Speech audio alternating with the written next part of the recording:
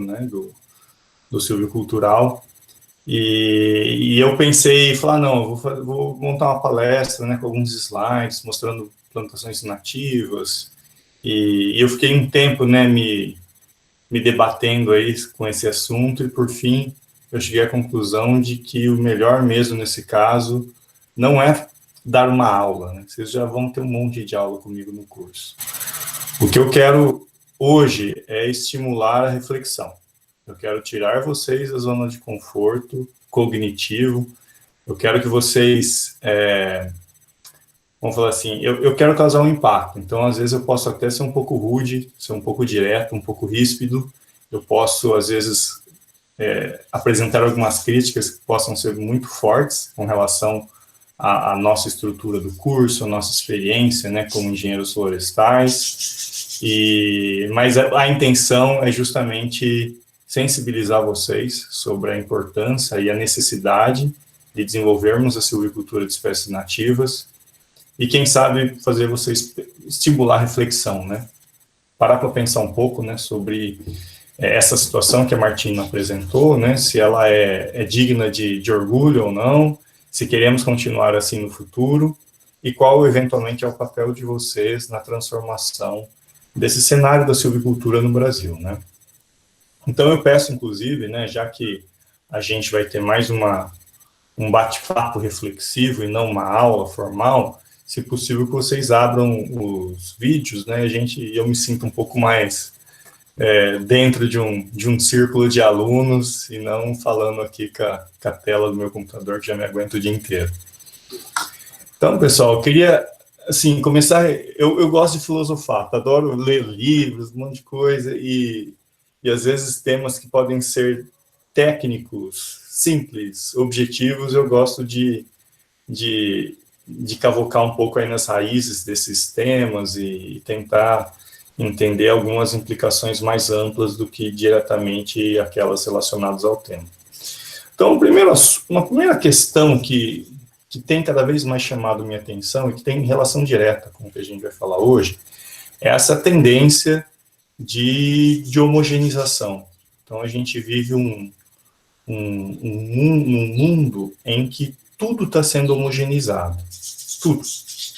Né? Então, do alimento, línguas, por exemplo, vocês sabiam que a taxa de extinção de línguas faladas por seres humanos é maior do que a de espécies.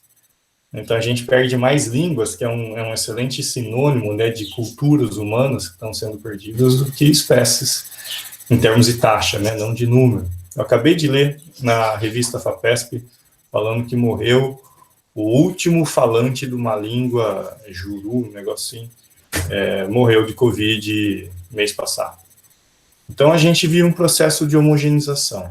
Hoje, 90% das calorias consumidas eu estou dando alguns números que são meio gerais, tá? Às vezes não é 90, 80, então não se apeguem aos números, mas se atentem à ordem de grandeza, tá? Então, vamos falar assim, 90% das calorias que o ser humano consome hoje vem de 5 espécies de planta. Se a gente for pensar hoje, a biomassa de animais na Terra, que antes era distribuída entre vários animais, vários bichos, hoje, sei lá, acho que 90% da biomassa de animais da Terra é composta por seres humanos e os animais que a gente cria para se alimentar. Se a gente for pensar em termos de culturas, né? Então, cada vez mais a gente tem pessoas que vivem a cultura ocidental. Usam calça jeans, tênis, cortam o cabelo de um jeito, e tem algumas pequenas mudanças relacionadas ao vai e vem da moda, mas, sabe, coisa muito superficial. Em termos de cultura mesmo, né, como herança humana, como uma coisa que vem de gerações, como um legado da coexistência do ser humano com o seu meio, isso a gente tem perdido. Então, quando a gente pensa também em vários aspectos, né, da cultura também relacionado à música, então, cada vez mais, você ouve a mesma música onde quer que você vá. Então, se eu pegar um avião hoje, for para Nairobi, e estiver lá tomando café da manhã em Nairobi, eu vou ouvir uma música que bem provavelmente é a música que eu ouço na Jovem Pan em Piracicaba. Então, essa tendência, né, à homogeneização, ela tem uma justificativa muito clara. Ela é uma resposta da industrialização. Né? Por que a gente homogeneiza? Para ficar mais fácil de industrializar, de colocar dentro de um processo padronizado, de produção em massa, em larga escala, com baixos custos.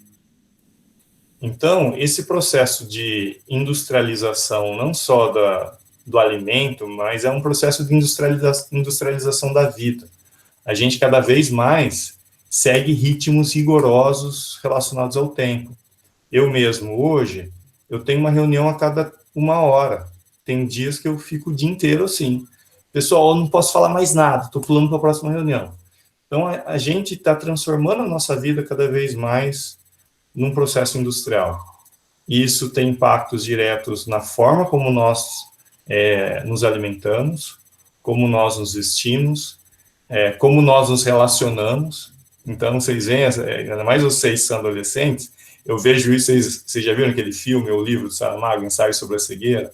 Eu não tenho WhatsApp, nunca tive rede social, então é divertidíssimo olhar o jeito como as pessoas se comportam no mundo de hoje, em que as pessoas estão cada vez mais, né, ligadas a isso.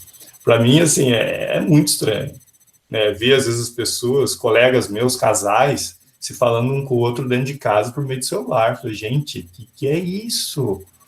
Ou então pais que vão almoçar no almoço de domingo com a família, bota lá um celular com um filminho para a criança ficar assistindo, e daí fica cada pai no seu celular.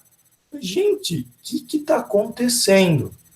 Então, esse processo de industrialização da vida, ele tem um sentido muito claro, né? Que, na minha opinião, não necessariamente reflete na maximização da experiência humana.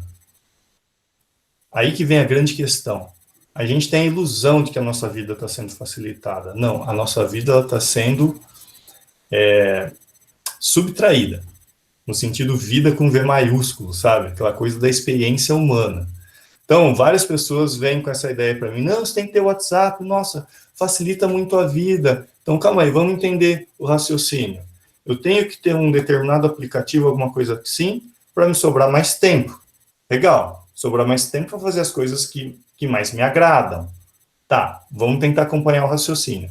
Então, segundo essa lógica, as pessoas que às vezes fazem um uso máximo de todas essas ferramentas, aplicativos, coisas do tipo, elas vão ter mais tempo para andar de bicicleta, para ficar com a família, para curtir o almoço de domingo, e é exatamente o oposto que eu vejo. Por quê?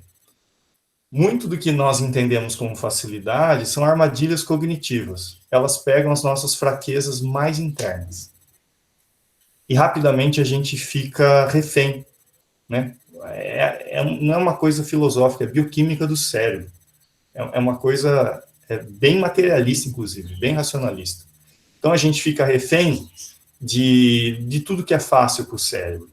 Refém de uma comunicação, sei lá, de um sistema de interação que fique alimentando a nossa reação de resposta. Por exemplo, eu dou um like aqui, não sei o quê. Isso tem tudo a ver com bioquímica do cérebro. Então, eu crio um sistema de comunicação que me torna refém dele. Eu adoto um sistema de alimentação baseado em gordura, açúcar, que é o que o cérebro aprendeu a gostar ao longo da evolução, e fico refém dele. Então, tudo, né, que nos cerca hoje e que decorre desse modelo de homogeneização, ele tem uma tendência de não nos libertar, e sim de nos aprisionar. Nos aprisionar, inclusive, em termos de experiência. A gente cada vez mais é bitolado com relação aos nossos pontos de vista, com relação aos nossos hábitos alimentares. Então, eu não gosto de um monte de coisa e gosto de poucas coisas. Com relação à nossa abertura para o novo e para o diferente.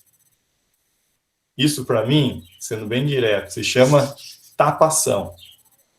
Muitas vezes é sinônimo de burrice. A gente deixa de enxergar a realidade porque a gente está focado demais no que o nosso umbigo, o nosso ego fala que é bom, que é ruim. E aí isso complica também o nosso relacionamento com os nossos próximos, né? O ser humano é diverso. Né? Essas tentativas de simplificar a humanidade, elas são superficiais, porque a gente é diverso. E daí a gente não consegue se relacionar.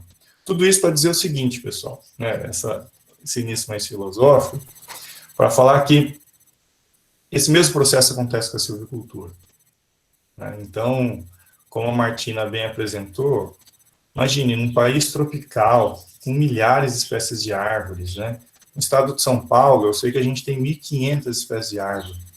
Será que é aceitável, né, que a gente tenha 96% de todas as nossas plantações concentradas em 2 grupos de espécies, e exóticas ainda por cima? Será que é aceitável que depois de 500 anos de colonização europeia, 521 anos, para ser mais exato, quase 521, a gente não seja capaz de cultivar a espécie que deu nome ao nosso país? A gente não tem plantação de pau-brasil. Aí vocês podem falar, não, mas pau-brasil, por que eu teria uma plantação de pau-brasil? Só para ficar bonito? Não, pau-brasil é a principal madeira para a produção de arcos de violino e violoncelo. Eu tenho um colega que chama Marcos Raposo, ele tem uma empresa no Espírito Santo, chama Arcos Raposo. Ele produz arcos de violino, exporta para a Europa, Estados Unidos. Hoje ele depende de achar madeira de pau-brasil antiga, usada como cerca, como telhado, que é uma espécie super abundante. Tinha pau-brasil em todo lugar. Então a turma usava para tudo. Então ele tem especialistas em anatomia da madeira só para achar pau-brasil em fazenda antiga no sul da Bahia. E ele começou a plantar há 20 anos quase o pau-brasil. Pergunte onde que ele foi atrás de informação. Não tem. Ninguém estuda pau-brasil, ninguém estuda peroba, ninguém estuda jequitibá, ninguém estuda nada que é nosso. A gente estuda o que nos permite maximizar o uso industrial da madeira. Vocês podem falar, isso é ruim? Não, isso é ótimo. Eu adoro, assim, saber que a indústria, né, de árvores no Brasil ela é tão competitiva, ela é tão eficiente. Eu adoro saber mais sobre as diferentes espécies de eucalipto. Eu mesmo tenho um sítio, eu quero plantar alguns eucaliptos diferentes que eu gosto, eucaliptus clesiana, pilulares. Eu acho legal essa questão da cultura da madeira. Só que como cultura da madeira, eu acho que a diversidade nos faria muito bem. Né? Não apenas em termos comerciais, mas em termos estéticos. Então, eu brinco, eu faço uma analogia, às vezes, imagine alguém que gosta muito de comer peixe, sabe? Uma pessoa é amante de comer peixe.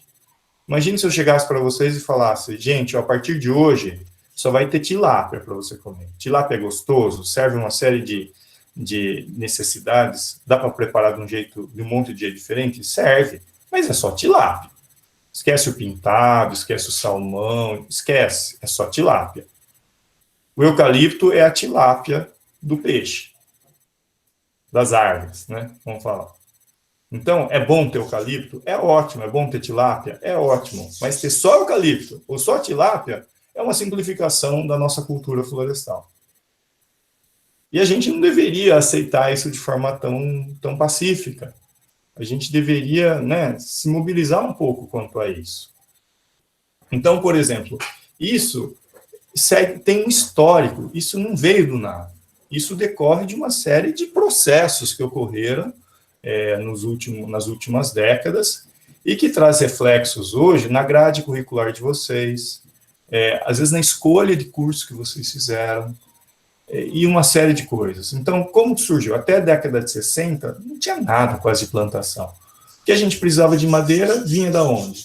Vinha da floresta. A gente desmatava um monte. E imagine, madeira nobre era um subproduto do processo de expansão agrícola, e ainda é em muitas regiões. Só que daí começou a faltar, principalmente na região sudeste, onde a gente já tinha desmatado muito, e daí o Brasil gastava muito dinheiro importando produtos de origem florestal, principalmente cotados a dólar, né? Nossa moeda era muito mais desvalorizada, inclusive, do que é hoje, e daí o governo acertadamente falou, não, chega, a gente tem condição de produzir nossa matéria-prima de base florestal e criou-se uma política de incentivos. Então, essa política ela se iniciou no fim da década de 60 e foi meio de a partir E foi a partir dela que se criou toda essa estrutura para dar suporte à silvicultura como a gente conhece ela hoje. Então foram criados os primeiros centros de pesquisa na área florestal, IPF, UNDEF na Botucatu. Os primeiros cursos de engenharia florestal datam dessa época. As primeiras empresas de engenharia de silvicultura datam dessa época. Então foi feito todo um arranjo muito concertado, muito organizado, de formação de recursos humanos, geração de ciência e tecnologia, fomento a novos negócios, que deslanchou. Um tempo depois, o governo tirou o pé e a indústria de base florestal, focada em pinos e eucalipto, ela teve plenas condições de se desenvolver por conta própria. Só que isso gera um legado, né? A gente ainda está, parte do nosso curso, parte dos investimentos públicos, inclusive, são feitos dentro dessa perspectiva da silvicultura de décadas atrás. Então, hoje, sendo bem sincero com vocês, a indústria, as empresas, elas muitas vezes, elas estão muito à frente das universidades públicas em termos de conhecimento, tecnologia, materiais genéticos. Então, eu levanto sempre essa reflexão. Qual que é o papel de uma universidade pública, bancada com recursos públicos, em toda essa situação? Será que não valeria a pena, pelo menos, a gente ter um pouco mais de incentivo e investimento para desenvolver um setor da economia? Não estou falando de bom mocismo, de ambientalismo, de abraçar árvore, mas não, um potencial setor da economia que nos permitiria, né, maximizar a geração de receita, de emprego, de impostos, por meio de um outro caminho, por meio de um outro conjunto de espécies, né? Então, há uma necessidade premente de revermos qual que é a nossa missão como engenheiros florestais nesse país que a gente vive. Daí vocês podem falar, não, mas já se tentou produzir espécie nativa no passado e não deu certo. O pessoal plantou mogno, daí deu um monte de broca do ponteiro, matou todo o mogno. Daí tentaram produzir IP, daí deu uma praga lá, dizimou o IP. Daí, eu pergunto, qual o sistema de silvicultura que foi usado? Exatamente o mesmo criado na Alemanha no século XVIII, que foi a origem da engenharia florestal, e quase 300 anos depois ele foi simplesmente reproduzido, só trocando as espécies. É isso, que foi feito. É um monocultivo, um espaçamento regular, de plantas a pleno sol. Sabe, será que para que a gente tenha silvicultura de nativas, as nativas precisam se enquadrar no molde europeu de silvicultura que a gente vem reproduzindo há 200 anos? Será que esse é o único caminho? Será que a gente não tem competência, conhecimento para criar um modelo de silvicultura que se adapte melhor às características das nossas espécies nativas?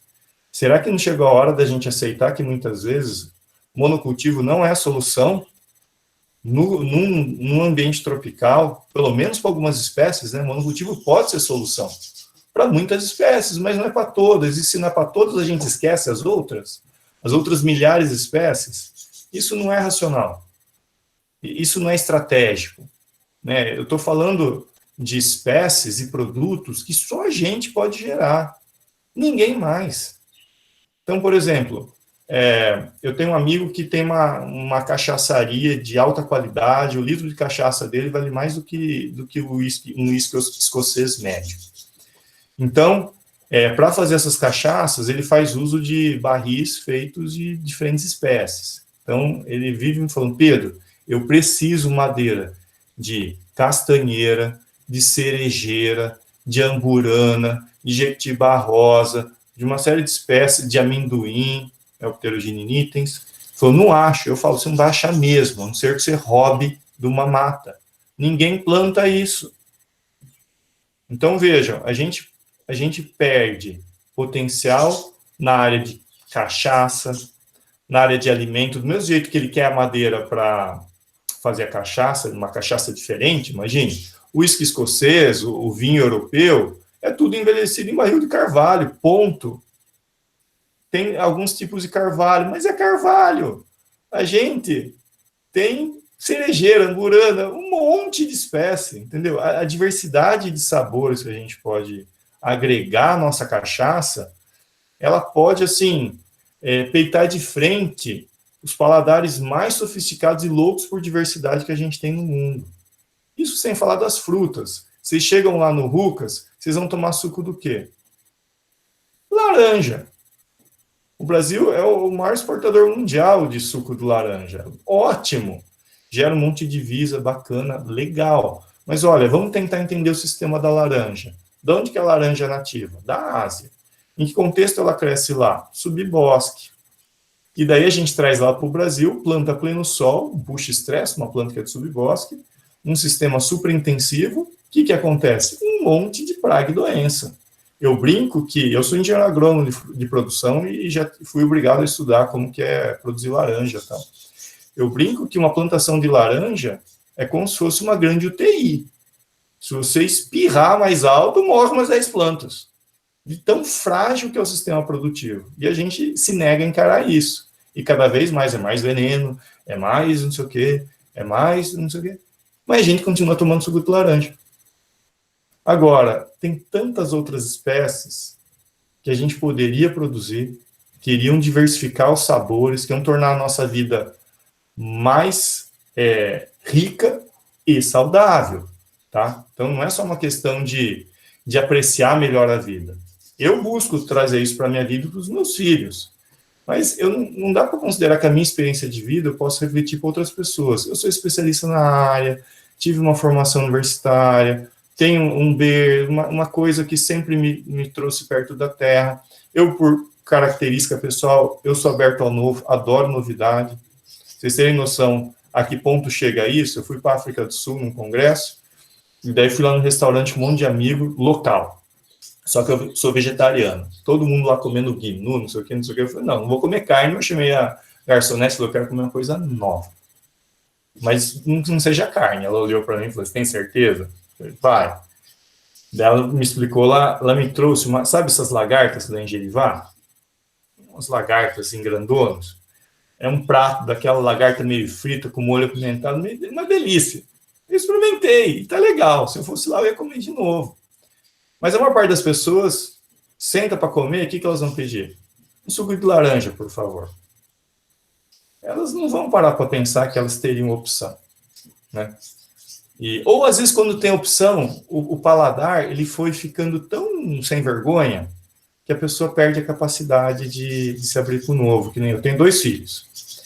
E o que eu percebo, com criança, é nessa fase que a gente cria muito desses hábitos, né? Então, por exemplo, os meus filhos, não existe isso do que eu não gosto. Tem o bocadão da coragem.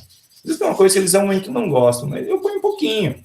Eu ponho um pouquinho de cada coisa, inclusive do que eles mais gostam. Daí eles querem repetir. Ah, legal, eu ponho mais purê para você. Mas primeiro acaba o que tem no seu prato.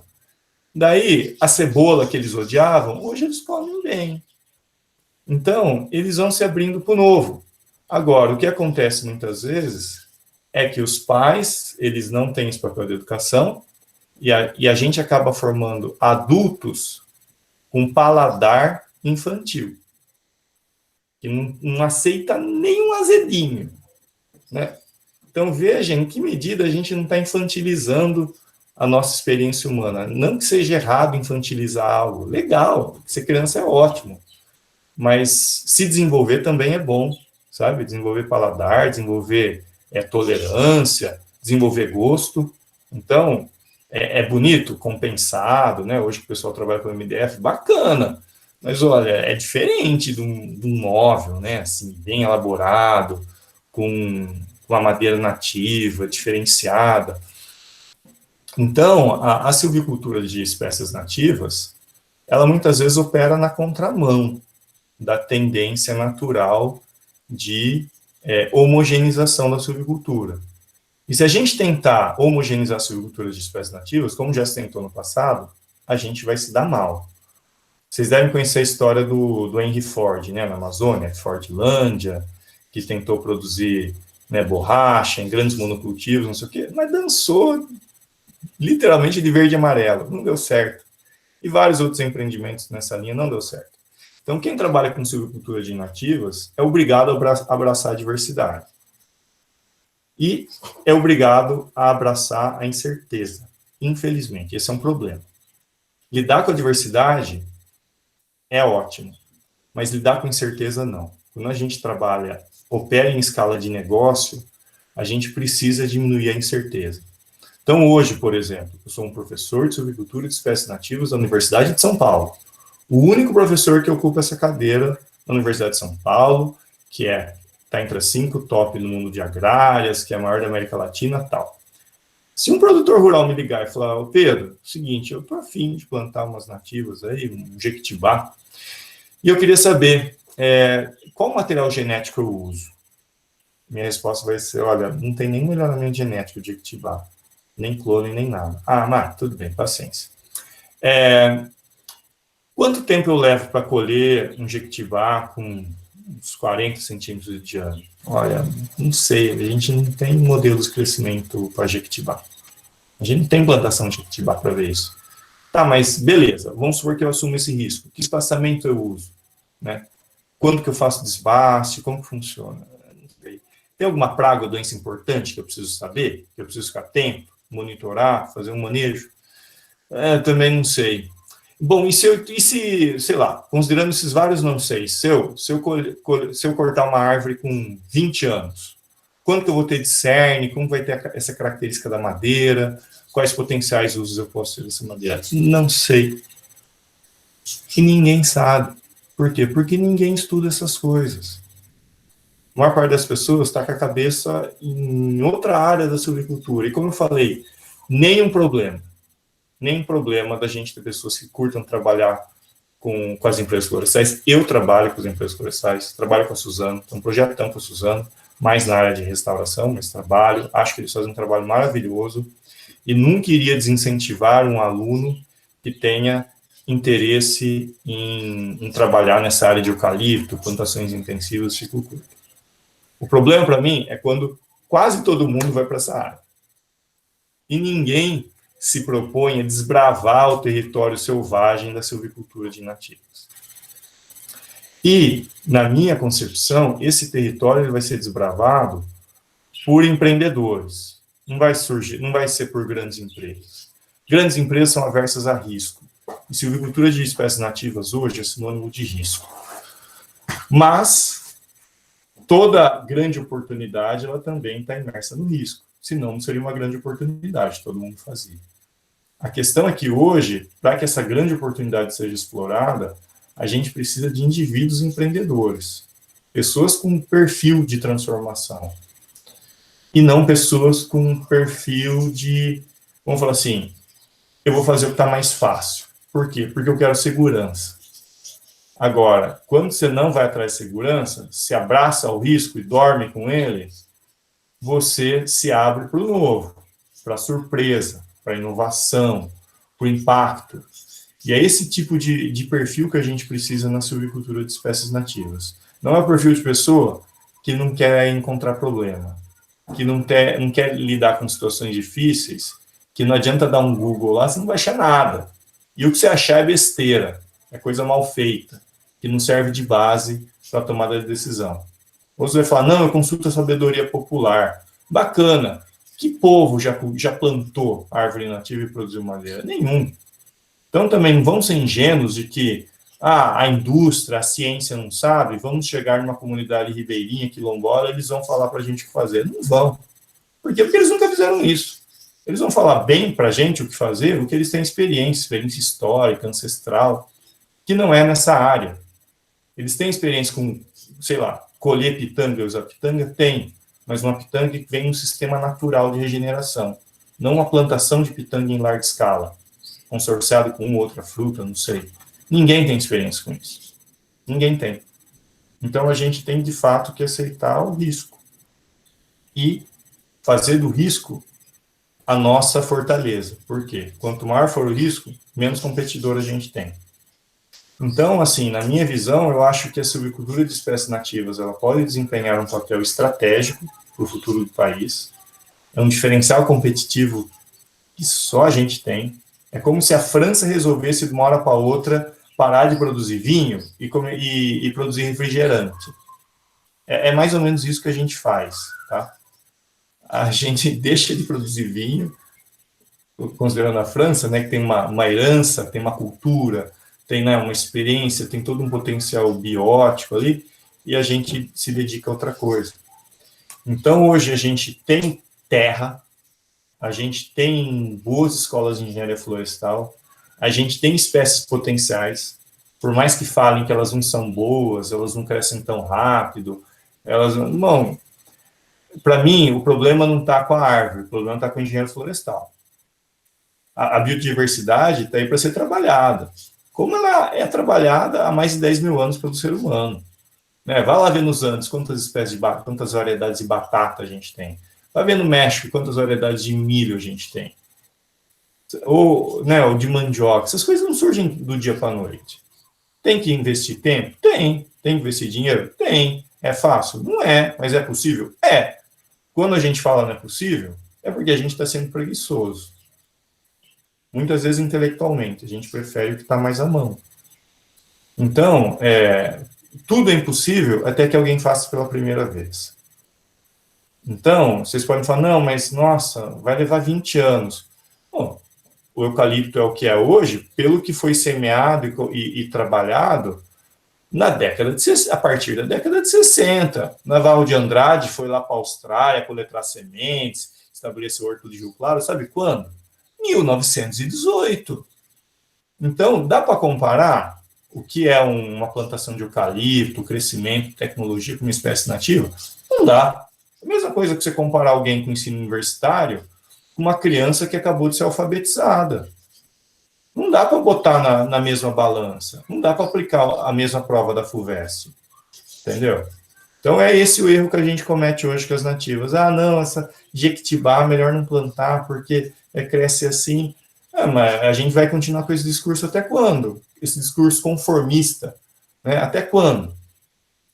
De forma racial ou social, é a mesma coisa falar que certos grupos sociais são inferiores a outros grupos sociais. Não dá para comparar. Se eles não têm condições iguais, né, de se desenvolver, como que a gente compara? Como que a gente compara espécies nativas com eucalipto, com melhoramento genético? Qual que era a produtividade do eucalipto quando a gente começou a plantar? 12 cúbicos por hectare ano.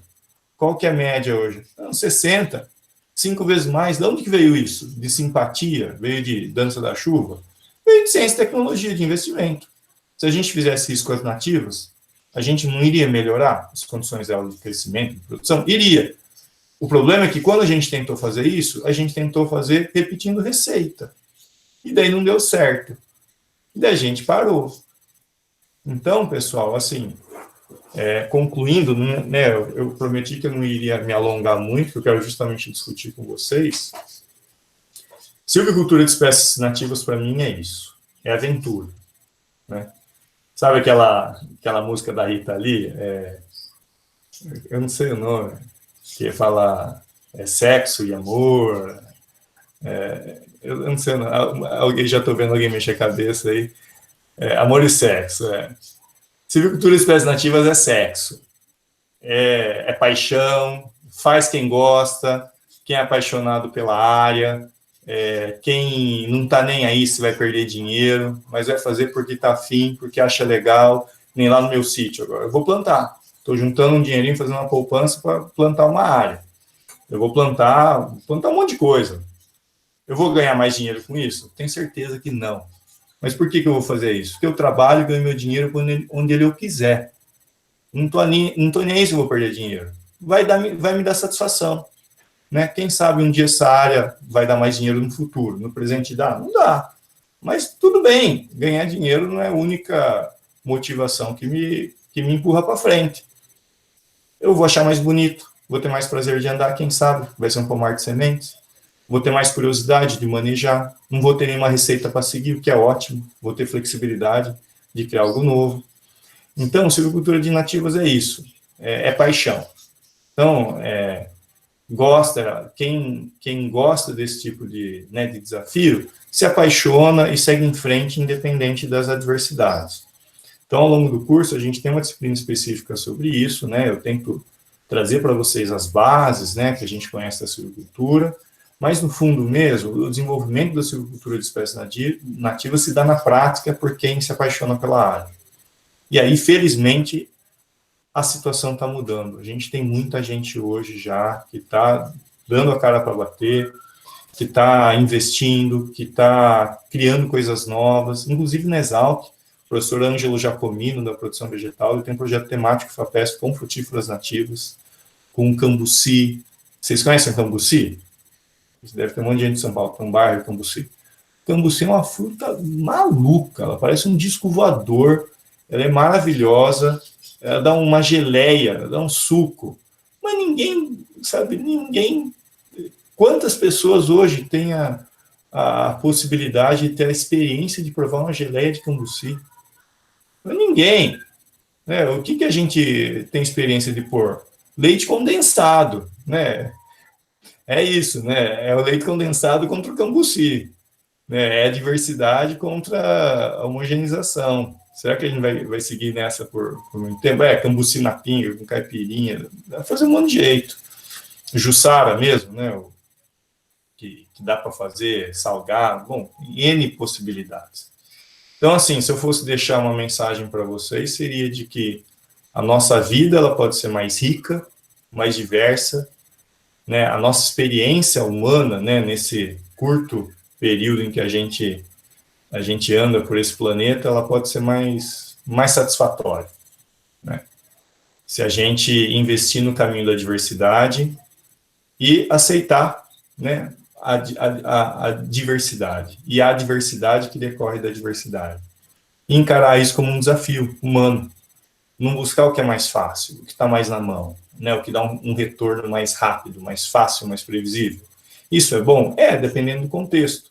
Agora, quem quer ter uma vida com significado tem que buscar aquilo que realmente, né, é transcendente.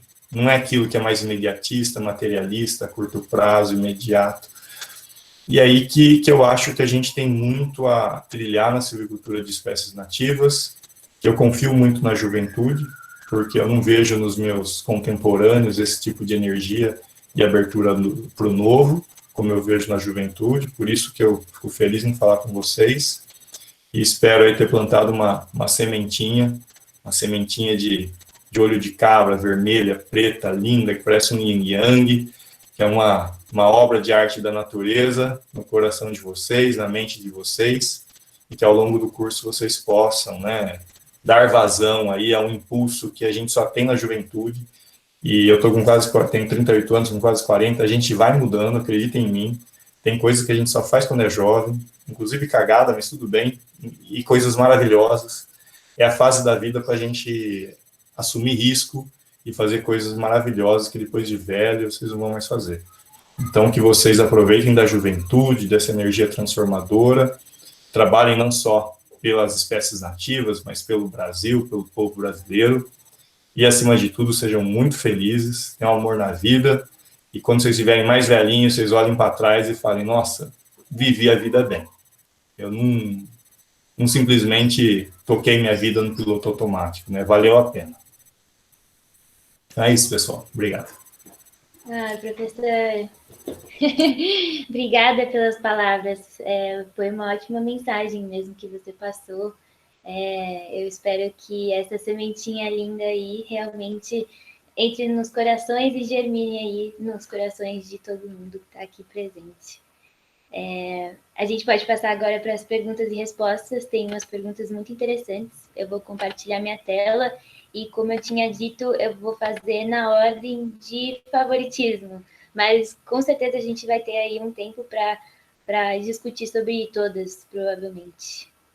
Um minuto. Vocês estão vendo minha tela? Sim.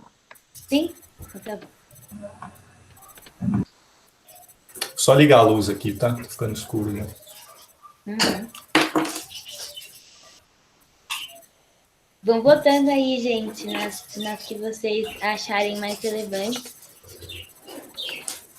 Como eu tinha dito, provavelmente a gente vai ver todas e a gente vai poder discutir. Então, quando ele responder, vocês já podem também ligar o microfone de vocês, quem fez a pergunta, se fez em anônimo, quer se identificar, e a gente vai fazer nesse esquema. Então tá bom, professor. Primeira pergunta. A falta de florestas plantadas com espécies nativas tem impacto sobre o desmatamento? Tá. Eu acho que não, mas o inverso sim. Né? Então, hoje, o que move o desmatamento não é necessariamente, sabe, a busca por madeira. A madeira é só um elemento da equação do desmatamento. Tem a ver com especulação fundiária, uma série de questões. Mas o desmatamento tem relação direta com a silvicultura de espécies nativas. Por quê? O desmatamento é um concorrente desleal da silvicultura de espécies nativas, da plantação de espécies nativas. Então, imagine, na medida em que eu tenho um criminoso, ou muitas vezes um produtor fazendo isso de forma legalizada, chega lá numa mata, colhe uma árvore de 300 anos, do dia para a noite, bota em cima do caminhão e traz para vender em São Paulo. Pô, uma madeira de 300 anos, estável, com uma puxa qualidade e num preço mais baixo, porque o sujeito não tem que investir. Ele simplesmente arranca da natureza. Né? Às vezes arranca com jeitinho, mas de certa forma é arrancar. Você está tirando algo que não foi você que produziu, que investiu, que colocou tempo. E vende. Daí chega lá você, plantou, pôs dinheiro, esperou, deixou de ter o gado na área, sei lá. 20 anos depois, vai lá com uma madeirinha de 30 e pouco de diâmetro, uma madeira jovem, né? Certamente não tão boa como uma madeira mais velha. Como você vai competir? Não tem como. Então, a silvicultura de nativos ela depende necessariamente do controle do desmatamento, porque sem isso é um cenário muito desleal de competição. A falta de plantações nativas não significa que não tenhamos um grande consumo de espécies nativas. A gente tem um grande consumo, mas esse consumo decorre, ele é abastecido pelo extrativismo, né, e é isso que tem que mudar. Thales, você quer falar, quer comentar alguma coisa? Sim, só regulando, de certa forma, o desmatamento, isso já é suficiente para equilibrar essa situação ou precisaria de algo a mais que isso? Ou o que seria algo a mais que isso? Tá, então vamos lá. Regulando o desmatamento iria ajudar, mas não necessariamente resolver. Por quê? Às vezes eu tenho demandas que hoje são supridas com nativas, como madeira para estrutura, para piso, né, para móveis, que eu poderia suprir com outras espécies de eucalipto, por exemplo. Né? Então eu consigo tranquilamente atender boa parte dessas demandas do mercado com eucalipto, mas com plantios de ciclo longo. O que precisa mudar é, às vezes, assim, a raiz de todo o mercado, que é o mercado consumidor. Então, enquanto a gente continuar a perder a cultura florestal, né, de valorizar um móvel de madeira maciça, bem feito, a gente não vai criar um mercado. Né? Então, por exemplo, igual eu falei, tem um amigo meu que tem uma cachaçaria que precisa de madeira nativa para esse fim. Bom, só vai ter uma demanda para plantar essas madeiras para fazer barril se o pessoal consumir esse tipo de bebida. Se a gente continuar importando uísque escocês envelhecido em barril de carvalho, não vai ter. Então, por exemplo, hoje a gente tem a opção de comprar castanha de baru. No Bom Queijo, em Piracicaba, tem, que é uma castanha produzida de uma espécie nativa que cresce super bem na região do Cerrado. Mas a gente tem também a opção de comprar o quê? Amêndoa, que é produzida em plantações na Califórnia. E aí? Se a gente continuar comendo só amêndoa, é óbvio que ninguém vai plantar baru. Então, tem uma importância de se equilibrar oferta e demanda com relação à competição de extrativismo, porque hoje, inclusive, é mais fácil explorar essas madeiras da Amazônia do que, inclusive, plantar eucalipto e cultivar por ciclos longos. Então, tem também uma questão de mercado, tem uma questão também de fomentar a diversidade, e aí que eu vejo que é o grande desafio da silvicultura de nativos. Se tivesse uma grande demanda, a gente ia dar um jeito. O mercado é rápido e esperto nesse sentido. O duro é como promover a silvicultura de nativos num mundo cada vez mais homogeneizado. Esse é o maior desafio. É uma questão cultural, né? Não é nem de engenharia, né? É uma questão de cultura, né? O que a gente quer para o nosso futuro, para o nosso país, para os nossos filhos, se é homogeneidade ou se é diversidade. Essa é a questão. Legal. Então tá bom. Próxima pergunta é da Sofia, a do Mundo. Para quem não quer repetir a receita na silvicultura de espécies nativas, quais os próximos passos mais importantes? Acho que o primeiro passo é uma questão pessoal, seja uma pessoa curiosa, né? Então, veja como as espécies crescem, visite áreas, busque conhecer as iniciativas pioneiras e não tenha medo de errar, né? Tente. Eu tenho um monte de experimentos de silvicultura de espécies nativas, um monte deu errado, alguns estão indo bem. O importante é aprender fazendo. Não é o tipo de área que você vai aprender dando um Google. Você vai ter que aprender fazendo. Vai ter que aprender amassando barro, viajando, conversando com pessoas.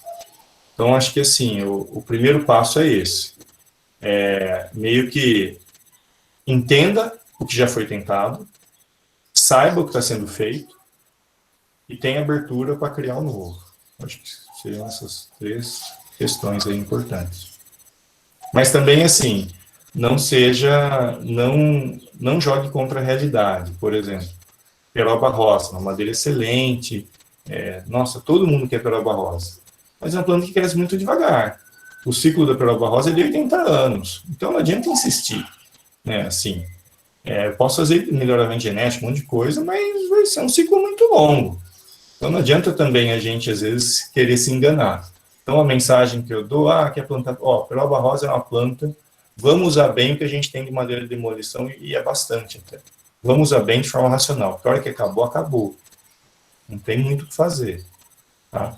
Então a gente tem que ser racional, tem que se pautar em ciência e não apenas em animação. A gente tem que ter uma balança entre a animação e o racionalismo, né? A gente tem que ser coerente também com a realidade. Eu posso comentar? Será que tem esse tempo? Com certeza. Sim, pode. lógico. Então, Pedro, eu gostei muito do que você falou, acho que curiosidade é realmente o primeiro passo. Eu estava fazendo estágio na Casa da Floresta, trabalhando na área lá na Fazenda Santana, que inclusive você leva a gente durante a sua disciplina, né? Levava, não sei se isso vai continuar. E aí, né, quando eu perguntei desses primeiros passos, e aí acho que o que você disse foi muito legal, né, de acompanhar o desenvolvimento das espécies, né, então com esses alguns meses que eu fiz esse estágio, que eu trabalhei lá, eu já soube, né, um pouco de como é esse desenvolvimento das espécies, então algumas espécies têm esse ciclo mais longo, e eu também senti um pouco de, né, que nem você falou, de não repetir a receita, às vezes a gente querer fazer o plantio das nativas, mas copiando o mesmo modelo que é com o eucalipto, né? Então, às vezes o mesmo espaçamento, o mesmo modelo mesmo de implantação. Então, talvez eu incluiria nessa lista, não sei se você concorda, mas a gente estudar outros modelos, né? E talvez não só a silvicultura de nativas com o plantio das madeireiras isoladas, assim, né? Mas dentro de SAFs. Então, meio que reproduzir como elas acontecem naturalmente na floresta, né? Então, numa sucessão natural, algo que outras espécies vão acontecendo primeiro, provocando uma sombra. Então, pensar em outros modelos, né, diferentes do que a gente tem atualmente. Mas muito legal o que você falou. Acho que, sem dúvida, o famoso P&D, né, pesquisa e desenvolvimento, é a solução. Né? Então, assim, havendo energia e vontade, financiamento, essas coisas vão para frente. Então, eu acho que a gente está vivendo um momento diferente, muito mais animador, assim. Eu tenho visto cada vez mais iniciativas de peso, sabe? Sendo desenvolvidas na área, cada vez mais gente a fim de arriscar mesmo. Tipo, beleza, não é tão seguro. E, assim, é uma pena, mas é uma realidade. Não digo que é uma pena, acho que é algo legal. Eu conheço muitos projetos legais, sabe? Bons silviculturas nativas. Sabe quem que está implantando? Magnatas. Gente com muito dinheiro. Que não tem problema em perder um pouco de dinheiro. Imagine, uso do solo, madeira não é nada para quem tem banco, para quem... Né? Então, o que é ótimo, né? Eu acho muito mais legal que essas pessoas investam nisso do que investir num imóvel em Miami. Então, esses são grandes parceiros hoje que eu tenho, né? Pessoas que têm muito dinheiro, não vão ficar muito tristes se perderem alguns milhares de reais num projeto de silvicultura de nativas e que vão servir de pioneiros, né? Para a gente aprender aí o que dá certo, o que não dá e seguir adiante. Então, tem muita gente com esse perfil, e isso é ótimo, né? Está virando até uma marca comum aí de muitos projetos que eu conheço. Que legal, Pedro. É bom saber. E sobre o que a Sofia estava comentando, a gente tem um projeto no Monte que chama Arboreto. A gente plantou várias linhas com espécies diferentes. A gente tem eucaliptos, a gente tem algumas nativas, eu acho que canapístula, angico branco e alguma outra que eu esqueci. E a gente compara muito a forma que elas crescem, assim. O arboreto, na verdade, ele é um experimento para virar uma área ali para você comparar as árvores, visualmente mesmo. Então, você poder ir lá e ver qual cresce mais rápido, qual que tem um fuste mais retilíneo, qual delas que tem uma maior floração, mais botões florais. Então, várias diferenças visuais mesmo, que já dá para ver entre essas diferentes espécies. E é muito incrível acompanhar tudo isso, poder ver visualmente mesmo todas essas diferenças, esse espectro de características que as nossas árvores têm, sabe? Então, é muito interessante, vale muito a pena. A gente vai abrir esse espaço aí para visitações um dia, quem sabe, quando essa pandemia acabar. Mas já fica o convite. Alguém mais quer adicionar alguma coisa? Posso passar para a próxima pergunta? Tá bom. De anônimo, se alguém quiser depois identificar.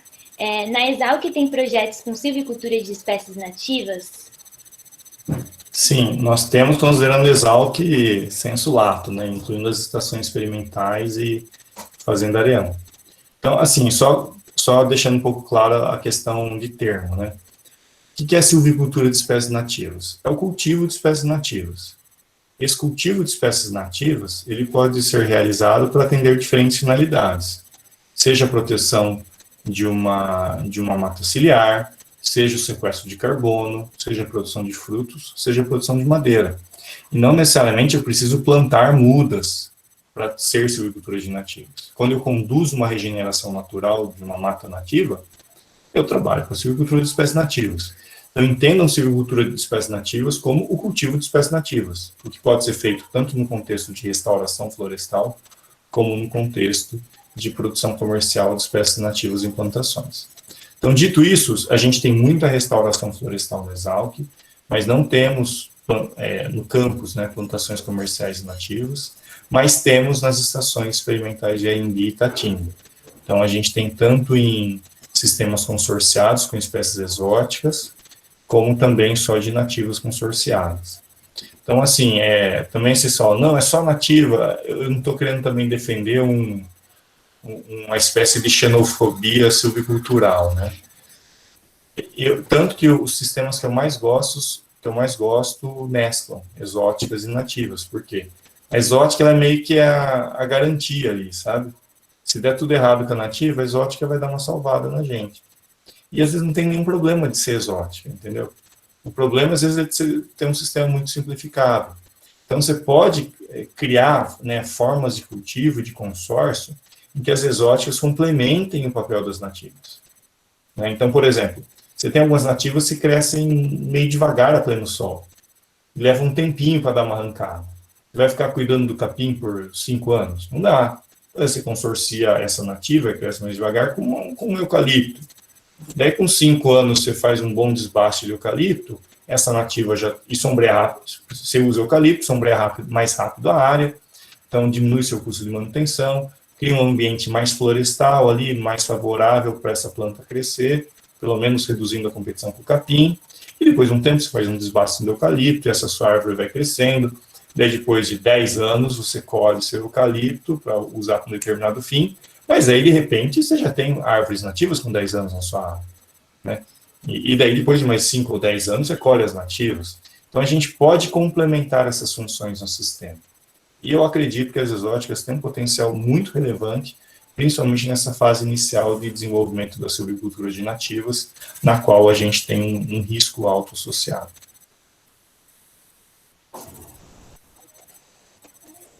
Tá certo. Alguém tem alguma coisa para adicionar? Perguntar? Eu tenho só um comentário rapidinho. É que as pessoas entram muito pensando que exótica é uma coisa muito ruim, aí vem toda aquela história que o eucalipto sexolo, não sei o quê, que a gente, quando começa a estudar, sabe que não é verdade, que depende de onde ele está inserido, depende de N fatores. E aí, escutando o senhor falar, professor, que faz realmente projetos juntos, que um auxilia o outro, é gratificante, porque às vezes tem uma pessoa que é muito uma coisa, outra pessoa que é muito outra. Se a gente juntar e unir os dois pontos da floresta, tipo, da engenharia florestal, às vezes a gente consegue crescer muito mais. Então, fica até de dica para o pessoal que está entrando, não se fechem totalmente em uma das coisas. Então, que seja eucalipto, parte exótica, que seja nativa, sempre juntando e unindo e compreendendo os dois, acho que a gente tem muito mais a crescer como profissional, enfim, como engenheiro florestal, brasileiro, etc. Então, eu gostei muito disso, porque é o que veio na minha cabeça. Eu só queria comentar mesmo. É um comentário legal, porque que justamente essa dualidade, né, essa coisa exótica, nativa, é exatamente o que eu estou criticando nessa minha fala. Sim, né? sim. Porque isso é uma visão simplificada, não vou falar burra, porque é um termo forte, mas é uma visão simplificada e irreal do mundo complexo que a gente vive. Eu sempre gosto de falar uma frase, não tem aquela frase, aquele ditado, mas é 8 ou 80, não falam isso? Tal pessoa é 8 ou 80, eu sempre gosto de falar assim, entre 8 e 80 tem 72. Então, sabe, entre os extremos, você tem um gradiente de situações muito rico e amplo, e que a gente pode e deve explorar. Então, acho que é isso. As exóticas, elas são importantes, sendo só exóticas, e para atender determinadas finalidades e contexto, é o melhor que a gente pode fazer. Ótimo, é o único tipo de exótica. A crítica não é sobre isso. Isso é ótimo, a gente já faz isso bem. A minha crítica é que a gente não faz bem as outras coisas. E deveríamos fazer bem também. E muitas vezes aproveitando que a gente já sabe das exóticas, combinando com ela e dançando uma valsa juntos, entendeu? Então, é isso que a gente tem que fazer. Não ficar nessa questão de extremos, que isso não leva ninguém a lugar nenhum. Sim, não, concordo totalmente. Tanto que eu olhei e falei, gente, eu preciso falar isso, porque eu concordo muito. Sempre quando a gente é muito extrema, a gente acaba perdendo certas partes que, na verdade, só tem a agregar. Então, ter uma cabeça um pouco mais limpa, compreender, entender, antes de só criticar, falar, não, isso está errado. Sempre estudando, para que as coisas deem certo. Até porque quanto mais extremo a gente fica, menos aberto para análise crítica a gente fica. Sim. Então, cada vez mais, a gente perde abertura para realmente entender a realidade. A gente começa cada vez mais buscar evidências que deem suporte à nossa visão de mundo, por mais não real ou falha que ela seja. Daí a gente parte para um outro campo mais complicado, que não é a busca da verdade, que não é a busca de solução, mas que é a busca da satisfação de demandas do nosso ego, que não necessariamente tem a ver com as árvores crescem. E daí a coisa se complica um pouco mais. Por isso que a gente tem que manter a mente aberta e o raciocínio crítico afiado. Isso aí. Pode continuar, amiga. Sempre. E é entrando dentro do sistema que a gente realmente consegue os nossos pontos para criticá-lo, né? Então, sempre vamos aprender para saber exatamente onde está a falha e melhorar, né? E a próxima pergunta é: quais são as melhores nativas para a silvicultura de produção? Então, essa pergunta eu devolvo com outra pergunta, que é a seguinte: o que você quer dessas nativas, né? Então, como todo processo de produção, a gente tem que definir o produto, né? As espécies nativas são ferramentas que nos permitem chegar a um determinado fim. Então, se o meu fim é proteger uma nascente, as melhores nativas são aquelas espécies nativas que ocorrem naquela região, naquela condição de solo, organizadas de forma a permitir um recobrimento eficiente do solo. Se o objetivo é produzir madeira para envelhecer cachaça, aí eu tenho um conjunto de opções. Dentro desse conjunto de opções, eu vou ter espécies que crescem mais devagar, que crescem mais lentamente, que crescem assim ou assado. Eu tenho que perguntar para o produtor, tá, eu tenho esse conjunto de opções para atingir esse fim, mas cada opção tem uma característica específica. Você quer ter um retorno, às vezes, de prazo mais curto, mas talvez menor, ou você prefere esperar mais tempo e talvez ter um retorno maior. Então, cada situação é um desenho, né? E isso faz com que muitas vezes a gente não tenha um projeto igual ao outro. Cada projeto é uma novidade. Depende do contexto em que ele é planejado e implantado. Perfeito. O Luiz Felipe fez outra pergunta. A procura por espécies diferentes dos colecionadores de árvores, sobretudo frutas, auxilia a disseminação de mais espécies? Ou em grande escala não é tão significativa? Eu acho que esse é um movimento muito bem-vindo, porque são pessoas que amam diversidade. Não sei se vocês sabem, o professor Stapp, já devem ter ouvido falar dele, né? Stapp é um personagem aí, né? Junto ao Monte Olimpo, ao departamento. O Stapp hoje vive num sítio na Chapada, acho que Diamantina, na Bahia, e ele coleciona fruta. Ele é apaixonado por fruta. Sabe, eu tenho também um sítio, não como o do Stapp, mas... Então isso é bom, porque às vezes é dessas pessoas que vem o insight para cultivar uma determinada espécie, para atender uma determinada finalidade. Então eu acho que assim, é o cultivo da diversidade. Às vezes é num contexto pessoal. Então, por exemplo, tanto o Stapp como eu gosto também de comprar. Você vai lá em Limeira, tem uma empresa chamada Dieberger, um viveiro, você volta de lá com 40 espécies de fruta diferentes, é uma delícia. E daí eu planto para consumo próprio, não vou ganhar dinheiro com isso. Mas é legal, porque você está gerando toda uma cadeia de pessoas que colhem a semente, produzem a muda, que vendem, que alguém vá comigo para o sítio, eu falo, quer experimentar essa fruta? O que é isso? É tal espécie. Pô, a pessoa nunca comeu. Então, isso gera um movimento, né? Então, óbvio que isso não vai resolver o problema, mas é um movimento importante. Assim que começou, por exemplo, aquele Frutos do Cerrado, que é uma sorveteria super legal, com sorvetes super diferentes, de diferentes espécies do Cerrado. Então, acho que é um movimento que tem que ser estimulado. Luiz, quer adicionar alguma coisa? Um comentário? Eu também sou colecionador e aqui no Ceasa, moro em Campinas, sempre vou lá no Ceasa, procuro. Aqui tem um lugar do Dieberger também lá no Ceasa. Acho bem legal. Tem os livros do Lorenzi. Sim, tá tudo aqui do meu lado. E daí coisa até que dá para envolver a criança. Tipo, a gente não tem um abacate que a gente come aqui em casa que não vira muda. E as crianças pegam o abacate, mas daí eu falo, esse abacate é igual aquele? Não é. Esse aqui é mais pescoçudo, esse aqui é mais não sei o quê. Daí a gente vai no livro. Esse abacate que é esse? Esse aqui é abacate margarida. Esse aqui é abacate raça. Esse aqui é não sei o quê. E você vai curtindo isso, né? É legal que você gosta também. Você me dá dicas depois do lugar para comprar muda. Obrigado. Que legal. Então, fechou. Você citou que o problema está no engenheiro florestal, falta de empreendedorismo e preguiça. Porém, até que ponto isso também não seria falta de poder econômico? É possível pesquisar plantações em larga escala de algo inovador sem apoio financeiro da sociedade? Olha, é óbvio, né? Recurso é um limitante. Se eu tivesse um monte de dinheiro para gastar com isso, minha vida seria mais fácil. No entanto, peguem os casos de inovação no mundo. Vamos lá. Todos os casos de grandes inovações, gente que hoje são empresas milionárias.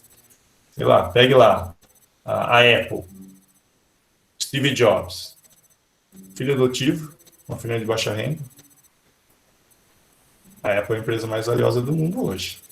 Se ele pensasse, eu não tenho dinheiro para investir, ele não focou no que faltava. Ele focou no que ele tinha. Era uma boa ideia.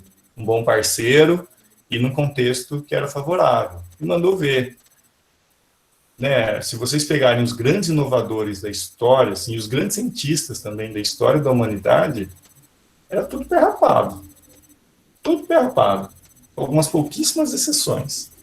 Alguns poucos inovadores realmente tinham uma herança de família assim, mais abastada. O Darwin, ele era filho de um bispo, boa condição financeira, né, confortável, mas não era milionário. O Newton era meio da aristocracia, o resto, gente, tudo pé rapado. Então, assim, se a gente, às vezes, se a gente aceitar que essa é uma barreira importante, ela vai ser. Agora, se a gente falar, não, se eu tiver uma boa ideia, eu vou ter para quem vender. Aí eu acho que o caminho pode ser mais promissor. Algum comentário? Próximo. Além do obstáculo cultural, quais seriam medidas que poderiam levar as indústrias a usufruir da silvicultura de nativas? Existe algum órgão que tende a incentivar tal prática? O que a gente precisa é o que a gente já sabe fazer. Então, foi assim com várias culturas. É uma política pública. O papel, né? O Estado tem um papel central nisso. Então, por exemplo, quando que a cana deslanchou? Quando que o uso de etanol como combustível deslanchou? Para álcool. Um programa público feito para isso. Quando que a indústria de base florestal deslanchou? Com essa política que eu comentei com vocês. Quando que a agricultura tropical, soja, milho e tal, deslanchou? Quando a gente teve a criação da Embrapa, o apoio, aos órgãos de fomento às universidades, criação das agências de extensão. E quando que o cacau deslanchou? Criaram a CEPLAC, agora está sucateado, mas tudo bem. Então, não tem muito como fugir. O mercado ele é avesso a risco. Então, cabe ao Estado assumir parte desse risco, criar programas de incentivo que diminuam as barreiras para aqueles que têm interesse, mas também não é bobo, não quer rasgar dinheiro. Então, a gente precisa disso. A gente está começando a tem um programa ABC, que é a Agricultura de Baixo Carbono do Banco do Brasil, mas aí o tempo de carência é de 7 anos, é muito curto. Então, eu já conversei com o pessoal do BNDES, eu comecei a trabalhar com consórcios nativos e exóticos nesse contexto. Eles falaram, Pedro, se eu botar um eucalipto aí e garantir que vai pagar o financiamento em 7 anos, a gente está dentro. Senão, não vou dar dinheiro para pagar depois de 15 anos. Então, tem muita coisa para ser ajustada. Às vezes, fomentar nas universidades públicas, um viés maior para essa área. A FAPESP, por exemplo, podia lançar um edital. Um edital de silvicultura de nativos.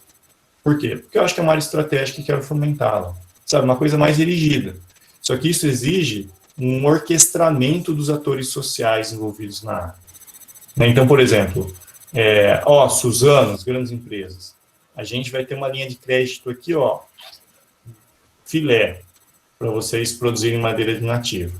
Vocês usam suas áreas de reserva legal, vocês fazem parcerias com universidades, criam um programa de P&D, e mesmo assim tem um risco baixo, que a gente vai te dar um financiamento, não a fundo perdido, que vocês são uma grande empresa, mas com uma taxa de juros camarada. Então é esse tipo de coisa que a gente precisa. O problema é que para isso a gente precisa de um governo eficiente. Eu não estou falando só em nível federal, que a gente tem hoje grandes problemas na área ambiental, mas também estadual. Se isso não for uma política de governo, é muito difícil, E todos esses elos do setor, eles se organizam. Mas não estou falando também a ideia de que a silvicultura de nativas tem que mamar eternamente nas tetas do governo. Não, é um empurrão. Esse empurrão, a cana teve, todo mundo teve esse empurrão. Então, por que a silvicultura de nativas não pode ter? Então, essa é uma questão que a gente tem que refletir mais sobre ela. Com certeza, professor. Não poderia ter falado melhor.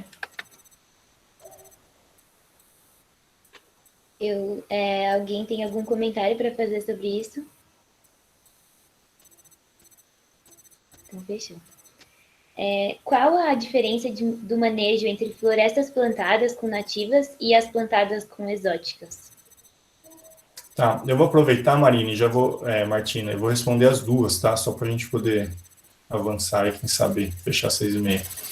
Então, as diferenças são várias, Primeiro, com relação ao material genético. Então, a gente não tem melhoramento genético. Então, já aproveitando a segunda questão, tem uma empresa que eu gosto muito, que chama Simbioses Investimentos. É um pessoal que planta nativa em Trancoso, na Bahia, e com dinheiro de fundo de pensão. Então, é um pessoal muito legal, muito competente, profissional. Busquem na internet Simbioses com Y, Simbioses Investimentos. Daí o que eles fizeram para lidar com esse risco? Eles têm um viveiro, então eles plantam um espaçamento bem mais apertado, 3x1. Por quê? Eles querem ter esse espaçamento 3x1? Não, eles querem ter oportunidade de meter a faca naquelas árvores que não tiverem um crescimento também de uma forma boa. Então, eles lidam com essa falta de melhoramento genético, plantando mais do que a princípio eles precisariam, para ampliar o substrato genético em cima do qual eles vão fazer uma seleção.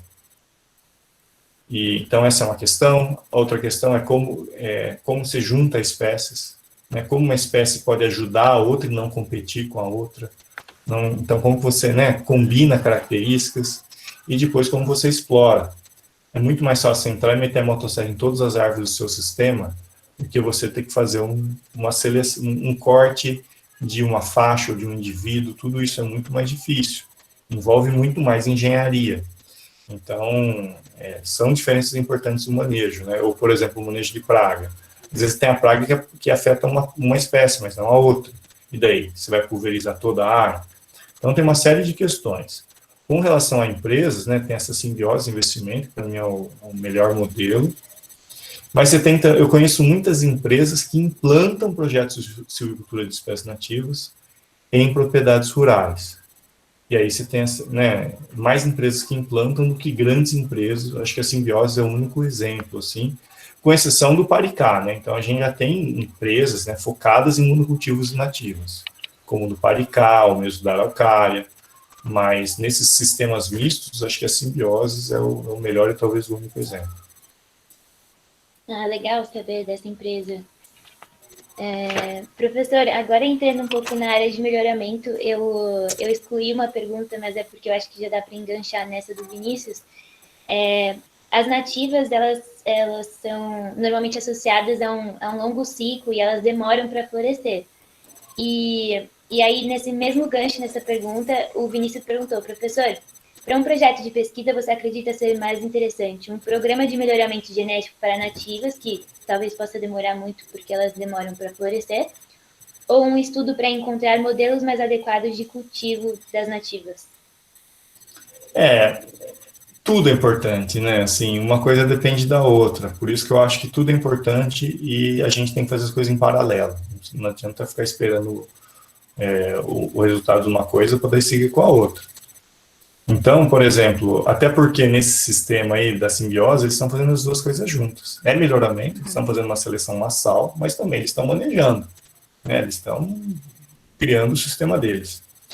Mas, assim, tudo depende também, eu não vejo, assim, o que é mais importante do que o outro, mas qual que é o planejamento temporal.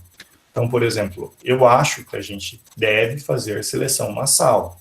Planta um monte, faz um tese de progênie. Eu tenho tese de progênie de 6 anos, de nativas no Mato Grosso. Então, eu faço um tese de progênie, seleciono os indivíduos mais aptos, né, para a função que eu quero, e no futuro eu colho semente deles. Mas também não preciso depender só disso.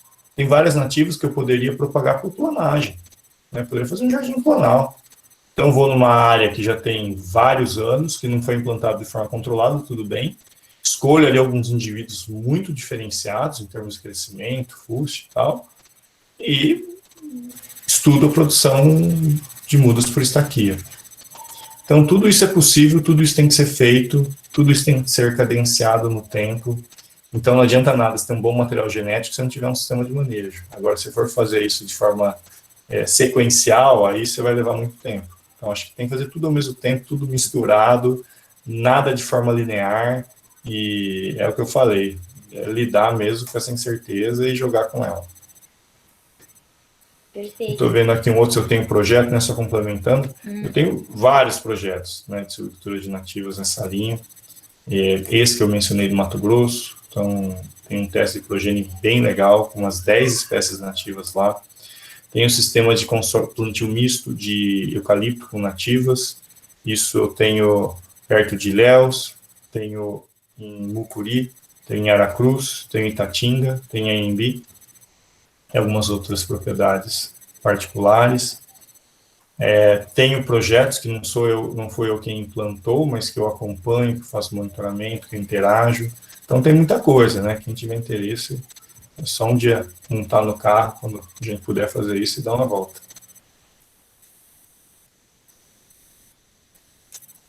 E os resultados são ótimos, né? A segunda parte da pergunta. Por exemplo, nesse teste de progênie que eu tenho de baru, com 2 anos eu já tinha a planta dando fruto e semente. Óbvio que não muito mais. Essa ideia de que vai levar 20 anos. Não, em, sei lá, 5 anos eu já tenho baru produzindo em escala comercial. Então, ou outros usos, né? Imagine, eu estava vendo o pessoal imagine que ideia bacana, né? Pelo menos para mim.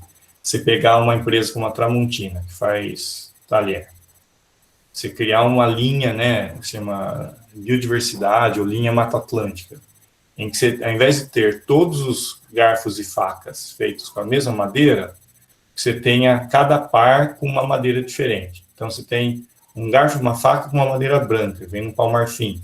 Um garfo e uma faca com uma madeira vermelha, vem no jatobá, entendeu? Ao invés de você ter aquele faqueiro com tudo igualzinho, você ter cada parzinho com uma madeira diferente. Eu acho que ia vender pra caramba. Dá para você fazer isso com madeira jovem, madeira nova. Né? Então, vai da gente usar a criatividade também, né? de como explorar, né? As adversidades. Acho que a Martina caiu e com ela caíram as perguntas.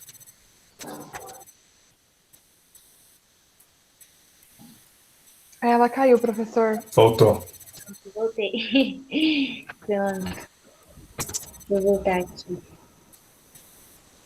Tem também o projeto de reserva legal, né? Que você faz vários tipos de consórcio diferentes. Uhum. E é muito interessante. Lá em Itatinga. É um desses, né? Que a gente tem esse consórcio, eucalipto, tem suas nativas, bastante coisa. Uhum. Vocês conseguem ver minha tela? Não. Ainda não, pelo menos. Ainda não tá aparecendo nada, amiga. Um minuto.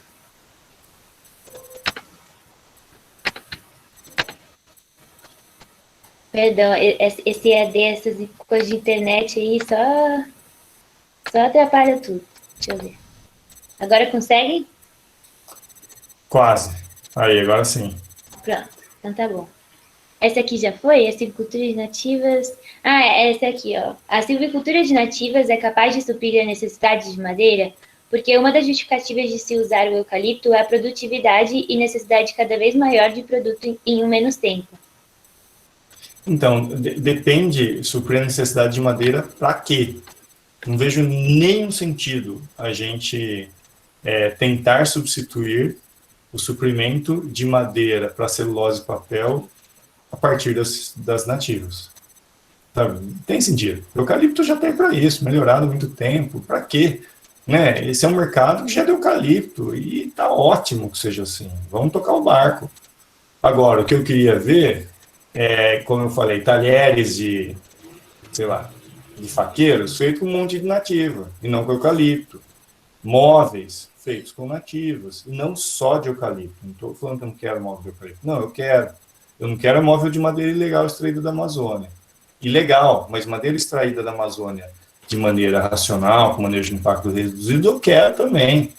Então, a gente tem uma demanda tão grande que a competição acaba sendo reduzida.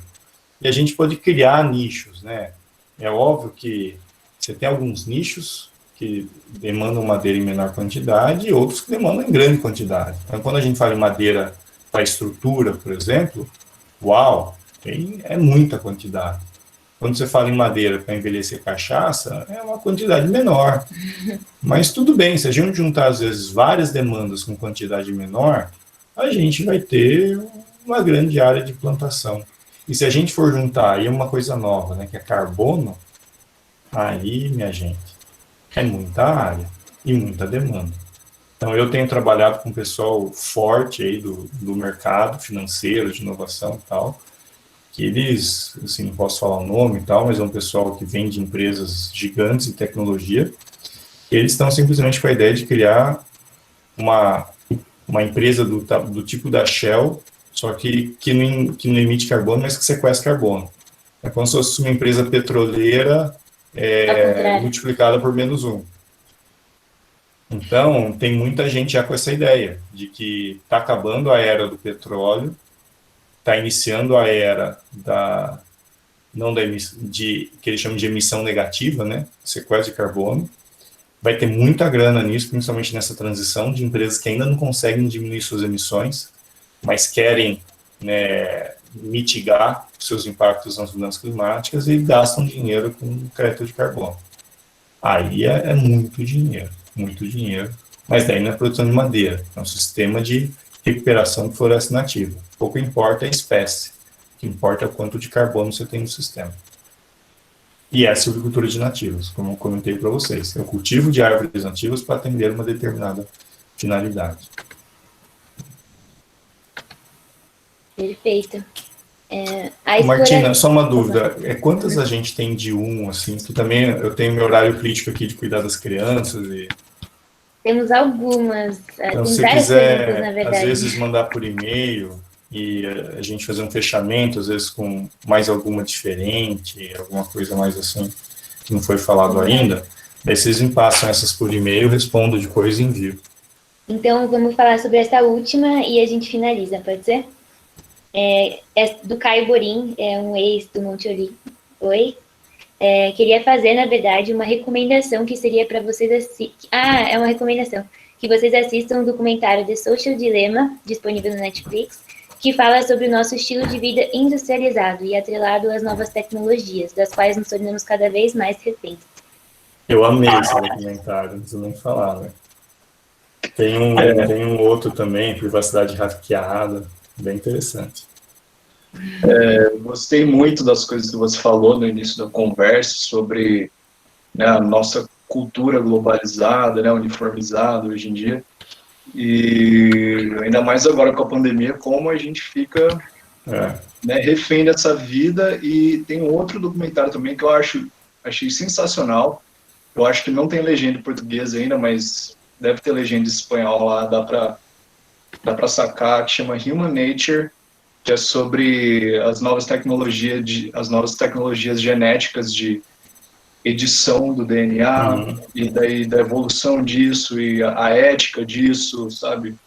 Porque agora tudo na nossa vida está sendo industrializado até ao nível de DNA, assim. Então, é muito bacana. E achei muito legal a conversa, porque eu sempre associei a produção de espécies nativas às coisas mais artísticas, assim, mais legais, a produção de madeira para instrumentos, que sejam extrativos. Então, assim, eu queria muito ter ouvido esse bate-papo com você para aprender um pouco mais sobre. Então, eu não tinha nenhuma pergunta, mas só queria botar isso daí na roda e espero que vocês assistam. Não, legal, e tudo a ver, né? Eu acho que a gente tem, nesse momento, né, de tantas coisas e valores sendo contrastados, né? A gente tem que abrir a cabeça mesmo, né? Não é que vocês fazem engenharia florestal, vocês vão ficar só estudando, lê livro de qualquer outra coisa, sabe? Abre a cabeça. Até faço uma recomendação de uns livros que tratam, assim, das grandes questões que eu adoro, que são os livros daquele cara ali, Yuval Harari, sabe? Tem o Sapiens, Homo Deus e 21 lições do século XXI, fantástico. Tem um livro que eu li recentemente também, muito bom, que chama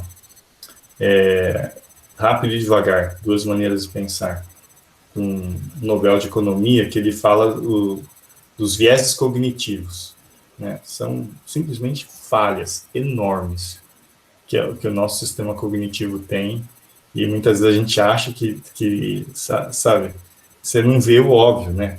Coisas que ocorrem na realidade, mas elas não entram na nossa cabeça, e várias formas da gente tomar decisões erradas, né?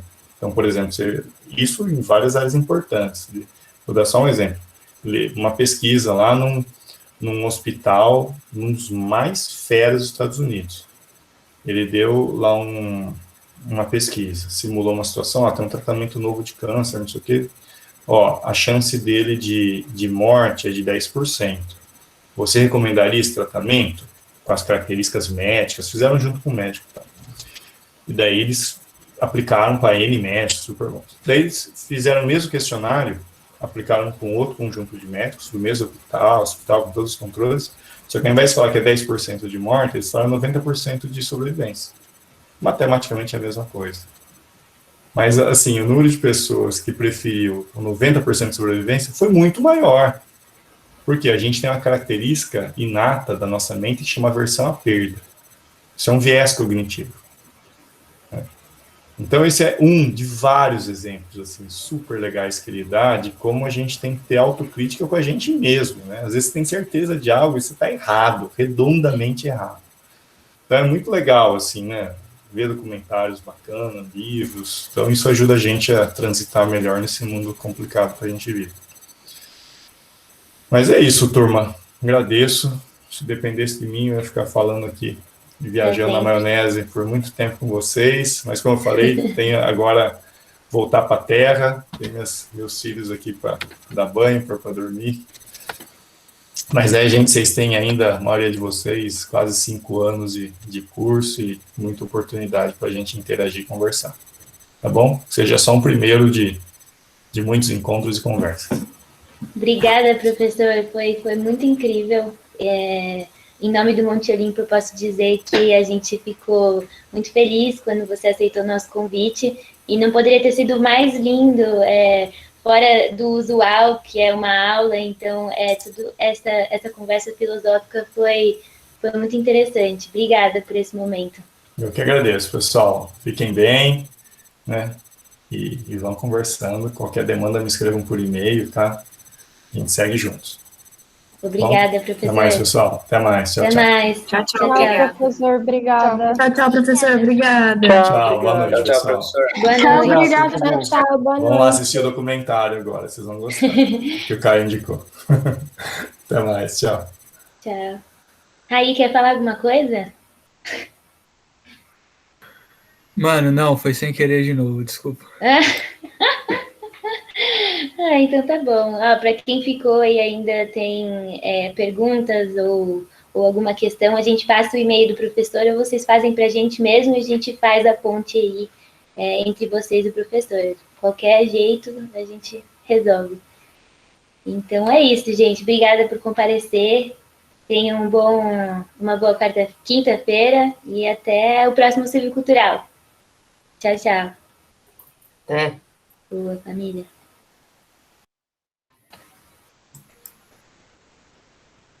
Aí a gente fica só para ver quem nem estava assistindo mesmo. Só deixou aberto no computador. Eu tava esperando pra gente falar, nossa, foi incrível, né? Mas as pessoas saíram. Ai, ai. Aí, ó. Então tá bom, gente. Não sei. Depois a gente faz uma reunião. E é isso. Beijo. Beijo, então. Beijo. Tchau.